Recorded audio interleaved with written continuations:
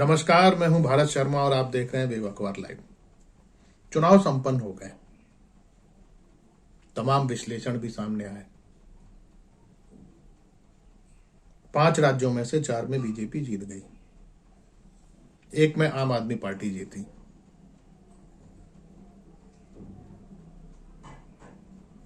आम आदमी पार्टी के पास अब 2 राज्य हो गए, बड़ा आधार है और विपक्ष में एक बड़ी स्थान बनाने की स्थिति में आम आदमी पार्टी पहुंच गई है। लेकिन उत्तर प्रदेश में जिस तरीके से बीजेपी जीती वो चौंकाने वाला है। तमाम राजनीतिक विश्लेषक, तमाम पत्रकार जो समीक्षा कर रहे थे वो सब धराशायी हो गया। एक रोज पहले आए एग्जिट पोल पर जिस तरीके से अविश्वास व्यक्त किया गया मीडिया के द्वारा और विपक्ष के द्वारा, वो सही साबित हुए। इस पूरे चुनाव में एक नया सवाल जो दिल्ली के गलियारों में घूम रहा है वो ये है कि नरेंद्र मोदी मायावती की भूमिका से बहुत खुश हैं। ये भी हो सकता है कि अगले राष्ट्रपति मायावती हों। दलितों का जो 18% वोट है उत्तर प्रदेश में, वो बीजेपी को 2024 के चुनाव में भी मिले और एक बार फिर केंद्र की सत्ता पाने के लिए बीजेपी का रास्ता साफ हो जाएगा और बीएसपी खत्म हो जाएगी। इस पूरे चुनाव में एक ये भी सवाल है कि क्या राजनीतिक विश्लेषक जो विश्लेषण कर रहे थे, क्या वो गलत था? सवाल ये भी है कि इस बार बीजेपी का वोटर खामोश क्यों रहा, जबकि अभी तक सबसे ज्यादा वोटर बीजेपी का ही वोकल होता था। समाजवादी पार्टी और उसके गठबंधन के वोटर इतने वोकल क्यों थे? सवाल ये भी है कि क्या किसान आंदोलन असफल हो गया या उसने अपना प्रभाव नहीं छोड़ा? सवाल यह भी है कि मायावती ने अपना वोट शिफ्ट क्यों किया और पूरे चुनाव में मायावती खामोश क्यों रही? उत्तर प्रदेश में यही एक ऐसा टर्निंग पॉइंट है जहां पर आके तमाम जो विश्लेषक हैं उनका विश्लेषण धराशायी हो गया। लोग ये मान के चल रहे थे कि बीएसपी अपना कोर वोट बैंक एक बार फिर बचा के ले जाएगी। 2017 के चुनाव की बात करें तो उसको लगभग 22.5% वोट मिला था, जो इस बार लगभग 10% वोट घट गया है, 12.08% वोट आया। ये जो 10% वोट है वो सीधे के सीधे बीजेपी के खाते में गया। अभी बीएसपी की क्या स्थिति है उसकी एक रिपोर्ट देख लें, उसके बाद हम आगे इस पर समीक्षा करेंगे।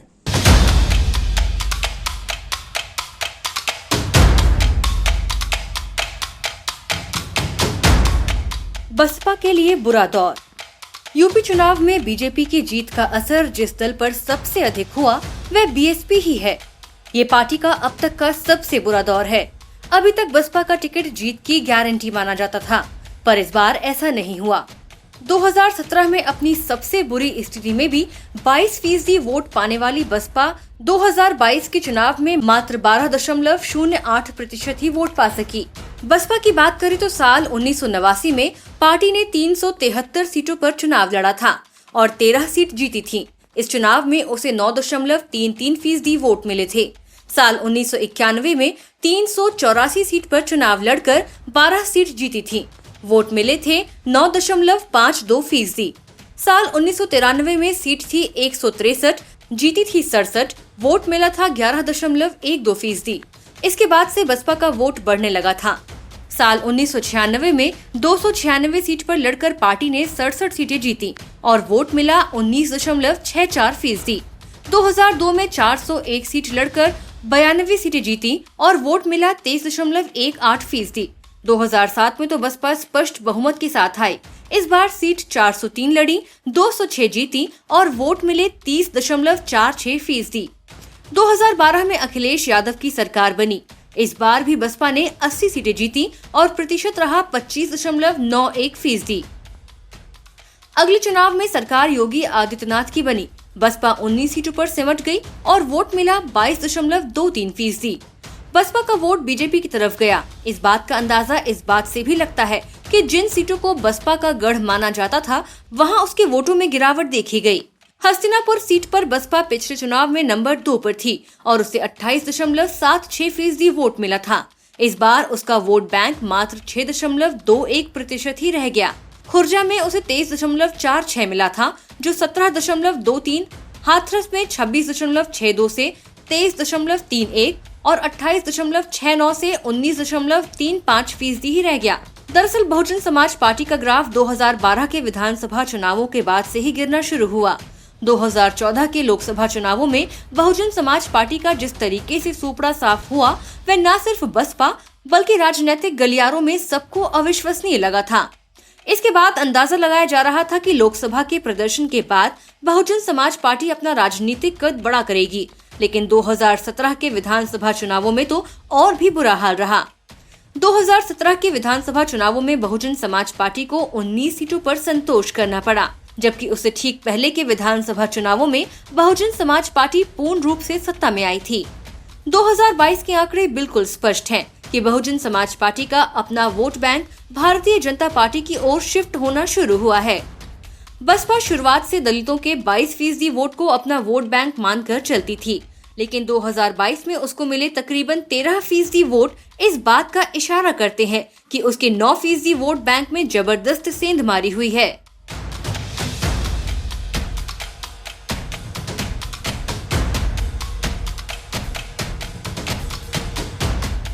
बहुजन समाज पार्टी जिस तरीके से शुरू से खामोश थी, तभी से तमाम सारे सवाल खड़े हो रहे थे।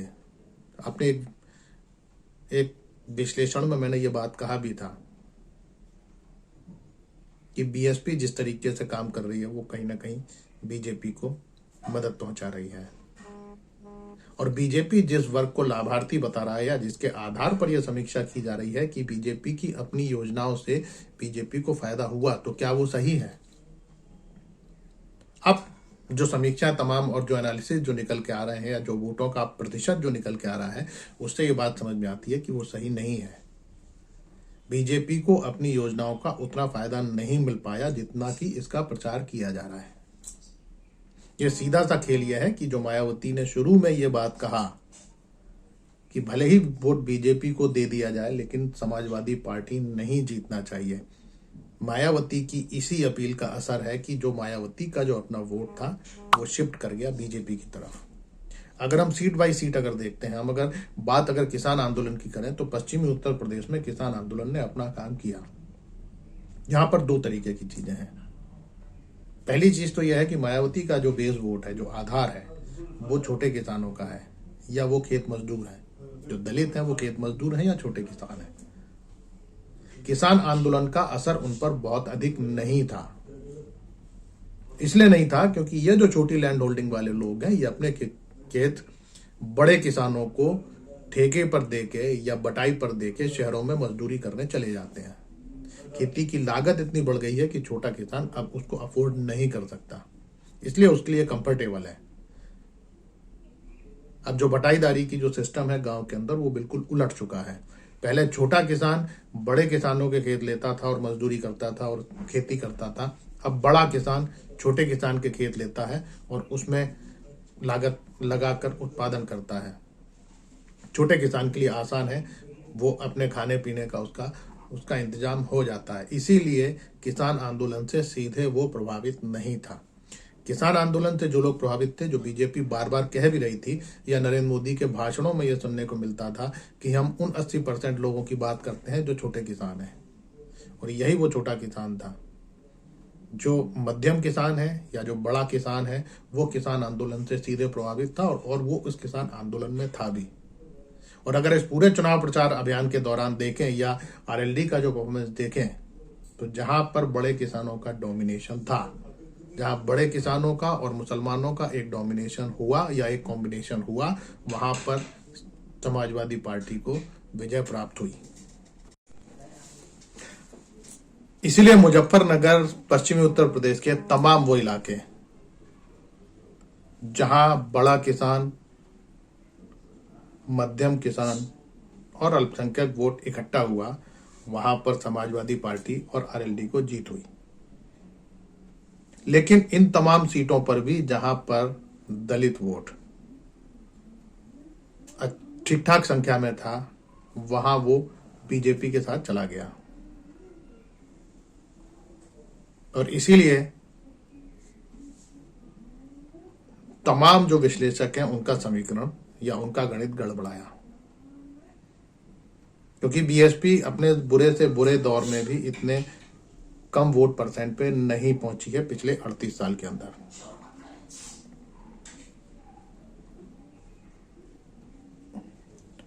अब जो विश्लेषकों ने या हम पूरे अगर उत्तर प्रदेश के चुनाव के ऊपर अगर आप एक नजर डालते हैं तो आपको पता पड़ता है कि जो शहरी इलाका है, और ये बात मैंने पहले भी कहा है कि वोट है वो शहर और गांव में बटा हुआ नजर आ रहा है। तो गांव का किसान इस बार वोकल था और वो बीजेपी के खिलाफ लड़ता हुआ नजर आया, इसीलिए ये बात सामने निकल के आई। और शहर का जो वोटर था, जो शहर का मध्यम वर्ग है, वो पूरे तरीके से राष्ट्रवाद और हिंदुत्व के नाम पर बीजेपी के साथ खड़ा था।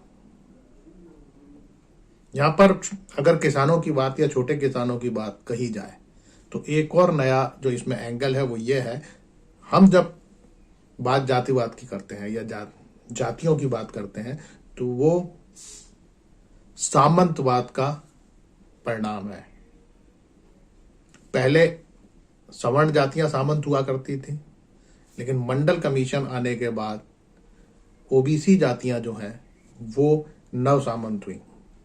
शहर तमाम जो सवर्ण वर्ग के लोग थे वो गांव से निकल के शहरों में आ गए, नौकरी पेशा होके या नौकरियां करने लगे, और जमीन की ताकत ओबीसी को समझ में आई। और यही ओबीसी जब नव सामंत बना तो उसके हमले सवर्णों पर भी हुए और दलितों पर भी हुए। इसलिए भी जैसे ही इस चुनाव में ओबीसी वोकल हुआ तो मायावती का अपना जो वोट था, जिसको ये बात समझ में आने लगी थी कि मायावती बहुत बेहतर कुछ नहीं करने वाली हैं इस चुनाव में, वो बीजेपी के साथ शिफ्ट कर गया। तो अब बीजेपी के सामने इस पूरे चुनाव में उत्तर प्रदेश के संदर्भ में अगर बात करें तो एक नया वोट बैंक तैयार हुआ है, सवर्ण प्लस दलित का। ओबीसी और मुस्लिम वोटर था वो समाजवादी पार्टी के साथ चला गया। अगर हम कांग्रेस की बात करें, जो कांग्रेस ने लंबे समय तक जो शासन किया, उसमें 3 बड़े कोर वोट भी कांग्रेस के साथ हुआ करता था। एक ब्राह्मण वोट, दूसरा दलित वोट, तीसरा अल्पसंख्यक मुस्लिम वोट। बीजेपी ने इसमें दूसरे जो सवर्ण वोटर हैं उनको भी जोड़ लिया है, और मुसलमान जो वोट है, जो अल्पसंख्यक वोट है, वो कट के चला गया समाजवादी पार्टी के साथ या उन तमाम सेकुलर पार्टियों के साथ जो जिनके बारे में मुस्लिम या अल्पसंख्यक ये सोचता है कि ये बीजेपी को हरा सकते हैं।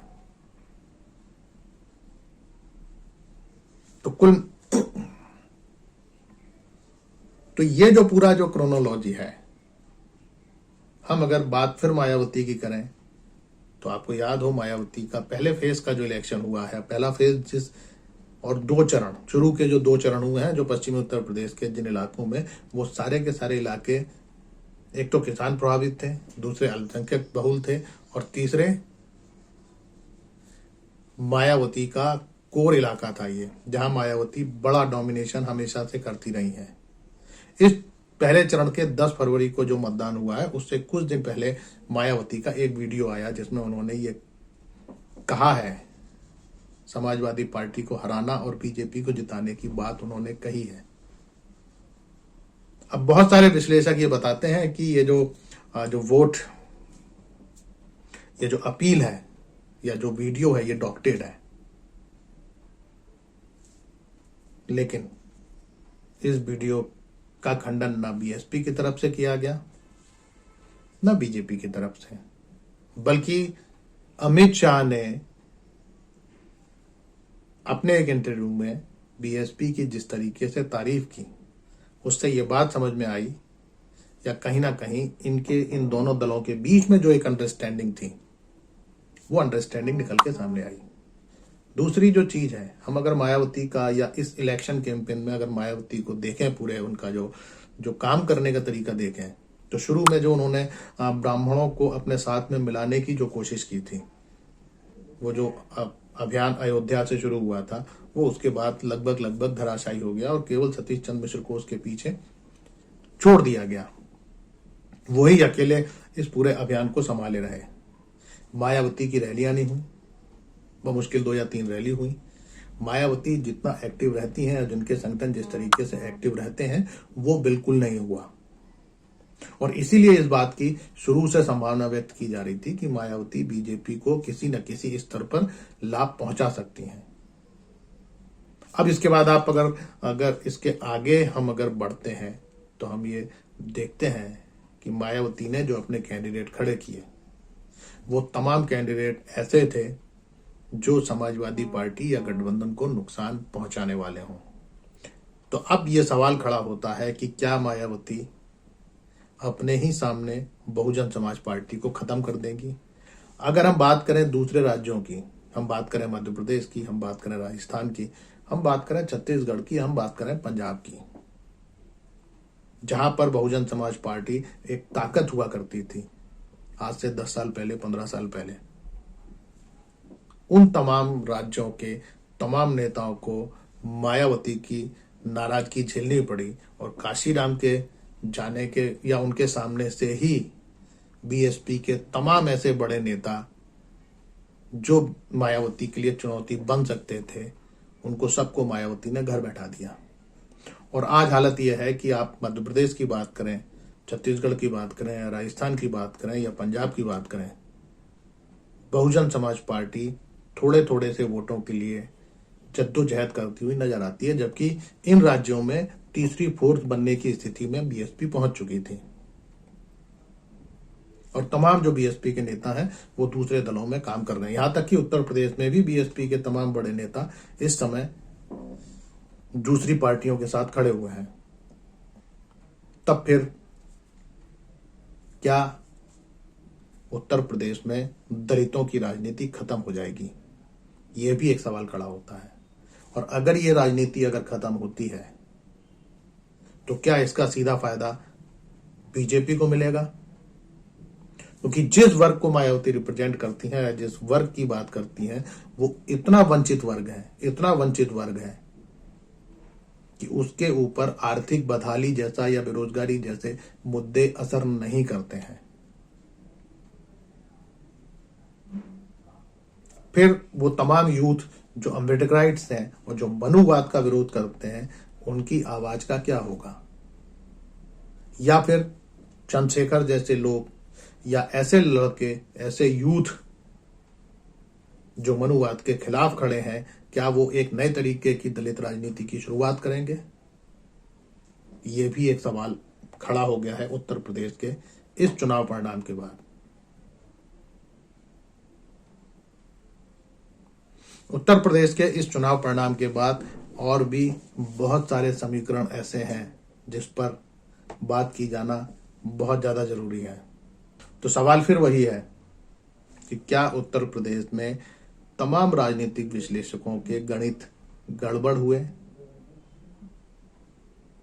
हम शुरू से ये मान के चल रहे थे कि बीजेपी का 7 से 8% वोट कटेगा और वो कटा। अखिलेश यादव का वोट परसेंट लगभग 32% पहुंचा, जो उनका अभी तक का सर्वाधिक वोट है।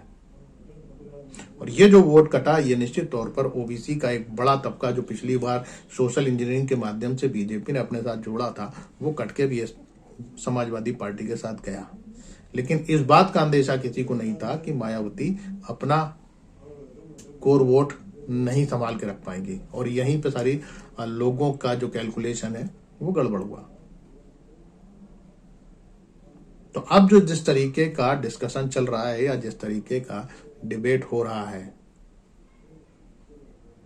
वो दलित वोटरों को लेकर हो रहा है कि आखिर हिंदी भाषी पट्टी का जो दलित वोट है, अगर ये बीजेपी के साथ जाता है, शहरी मध्यम वर्ग पहले से ही बीजेपी के साथ है राष्ट्रवाद के नाम पर, तो क्या बीजेपी आने वाले 10 साल 15 साल सुरक्षित रहने वाली है या विपक्ष इसके लिए किसी नए तरीके की रणनीति उठाएगा? इस चुनाव परिणाम में एक और सवाल खड़ा होता है। हम अगर पंजाब को देखते हैं तो केजरीवाल आम आदमी पार्टी जिस तरीके से वहां चुनाव जीती, उसके दो बड़े कारण हैं। एक तो लोग इन दोनों विचारधाराओं से परेशान हो चुके थे और आम आदमी पार्टी ने वहां अपने मजबूत प्रेजेंस थी। दूसरा जो डेवलपमेंट मॉडल है, खासकर हेल्थ और एजुकेशन, जिस तरीके से उन्होंने वहां विस्तार दिया उसको दिल्ली के अंदर, उससे पंजाब में मतदाता प्रभावित था। अब सवाल यह है कि अगर पंजाब में अगर शिक्षा और स्वास्थ्य की बात अगर होती है तो फिर उत्तर प्रदेश में प्रियंका गांधी जो मुद्दों की राजनीति कर रही थी वो असफल क्यों हुई?